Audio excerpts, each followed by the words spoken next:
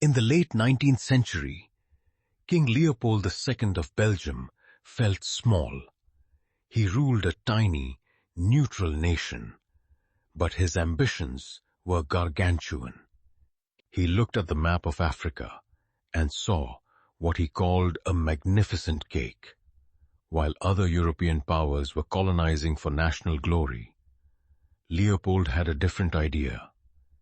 He wanted to own a colony as a private citizen. To do this, he wore the mask of a great humanitarian. In 1876, he hosted a geographical conference in Brussels. He spoke eloquently of ending the East African slave trade and bringing civilization and science to the Congo River Basin. He formed a shell organization called the International African Association. He hired the famous explorer Henry Morton Stanley to trek across the Congo, not for science, but to trick local chiefs into signing over their land. Most chiefs, unable to read the legal jargon, signed treaties that gave Leopold total control over their land, labor, and resources in exchange for a few pieces of cloth or trinkets. At the Berlin Conference of 1884, Leopold successfully convinced the major powers of the world to recognize his private claim. He named it the Congo Free State. It was the only colony in history owned by one man, not a government. For the first few years, Leopold was nearly bankrupt. He had spent his fortune building infrastructure to extract ivory, but it wasn't enough. Then, in the 1890s, the world changed. John Boyd Dunlop invented the pneumatic tire. Suddenly, the demand for rubber exploded. Industrialized nations needed it for tires, hoses, and wire insulation. The Congo happened to be home to one of the largest supplies of wild rubber vines in the world. Leopold realized he was sitting on a mountain of black gold. But wild rubber is difficult to harvest. It requires men to climb high into the jungle canopy, slash the vines, and smear the sticky sap onto their bodies to dry before peeling it off. A painful process that often tore away hair and skin. No one would do this voluntarily. Leopold's solution was the red rubber system. The hostage system, Leopold's private army, the force publique, would march into a village and kidnap the women and children. The ransom. The men of the village were told their families would only be released if they met a massive quota of rubber. The extraction. The men would disappear into the jungle for weeks at a time to find rubber. If they returned with a light basket, the consequences were legendary in their cruelty. The force publique was composed of African soldiers led by European officers to ensure that these soldiers didn't waste expensive ammunition on hunting animals or hoarding bullets for a mutiny. The officers demanded a return on investment for every bullet fired. For every bullet used, the soldier had to provide a severed human hand to prove that the bullet had been used to kill a rebel or a slacker. This led to a macabre and horrific hand trade. If a soldier missed a shot or used a bullet to hunt for food, he would go to a nearby village and cut off the hand of a living person, often a child, to satisfy his quota. There are accounts of baskets filled with severed hands being laid at the feet of European overseers. The chicote, a whip made of sun-dried hippopotamus hide with sharp edges, was used for public floggings. 20 lashes could leave a man unconscious. 100 were usually fatal. The darkness of the Congo remained hidden for years because Leopold controlled the flow of information.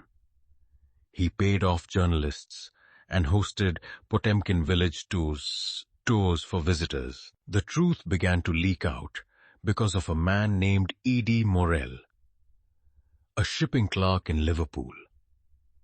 Morel noticed something strange on the ledgers. Ships arriving from the Congo were filled with vast amounts of valuable rubber and ivory. But the ships going back were filled with nothing but soldiers, rifles, and ammunition.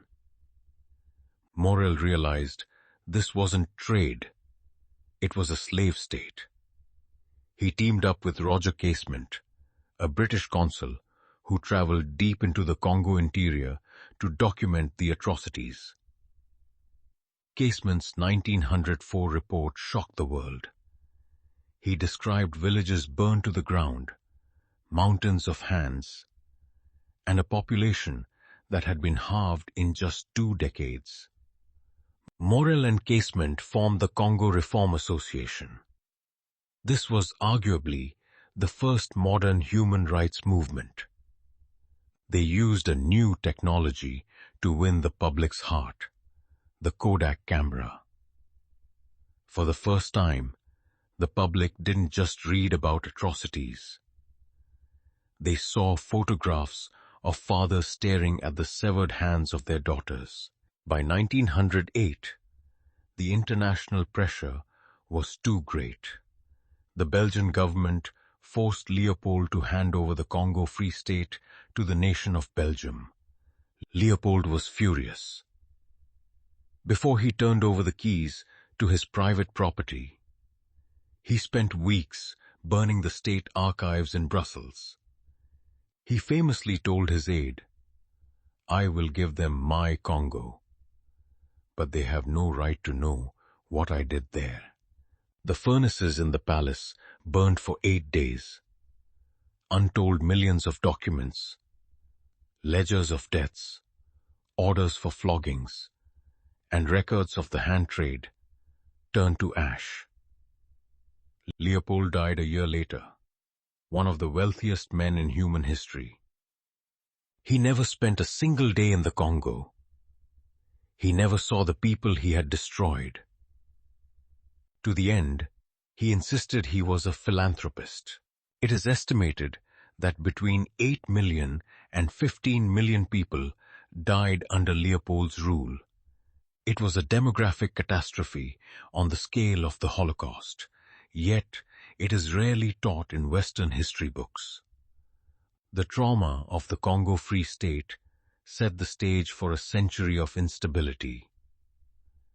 The extraction model established by Leopold, where the land is stripped of its wealth, while the people are kept in a state of terror, continued under Belgian colonial rule and was later mimicked by dictators like Mobutu Sese Seko. Even today, when we look at the mining of coltan used in our smartphones, in the eastern Congo, we see the echoes of the red rubber system, child labor, armed militias, and a global demand for a resource that brings nothing but blood to the people who live on top of it. Why this history matters. This story is a reminder that the greatest monsters in history don't always wear uniforms or lead armies.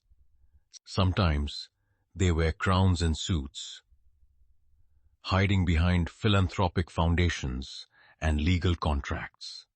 The darkness of the Congo was not a failure of civilization. It was a calculated industrial success.